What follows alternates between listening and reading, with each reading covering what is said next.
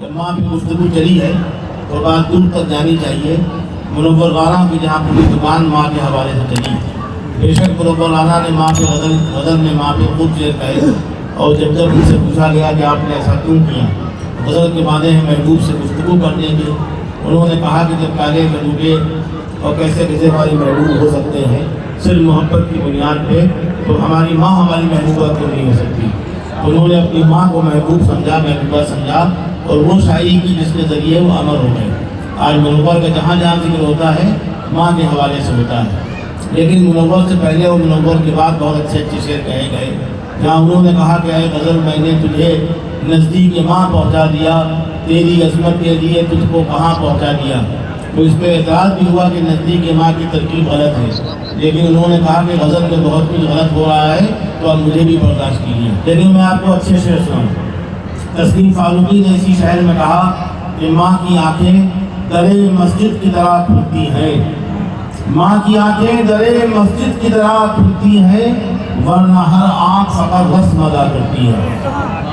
ماں کی آنکھیں درے مسجد کی طرح کھلتی ہیں، ورنہ ہر آنکھ فقط رسم ادا کرتی ہے۔ انہی کے بڑے بھائی رشید کوثر یوں گویا ہوتے ہیں کہ ماں کی آنکھیں درے مسجد کی طرح کھلتی ہیں، ورنہ ہر آنکھ فقط رسم ادا کرتی ہے۔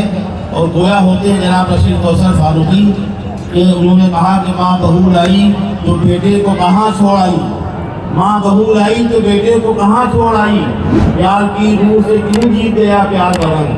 کیا بات ہے۔ جناب حیدر علوی تشریف نہیں لائے، ان کو بھی ہم نے جہازی صاحب کی طرح ایک شاعر کے حوالے کیا تھا، شاعر کی ماں کی طبیعت خراب ہوئی، لہذا وہ گھر میں ہیں، ہو سکتا ہے 12 بجے آ جائیں جناب سنجے مصرا صاحب، لیکن حیدر علوی کا تقریباً ان کے ارمانوں کا قتل ہوا تو تشریف نہیں لا پائے۔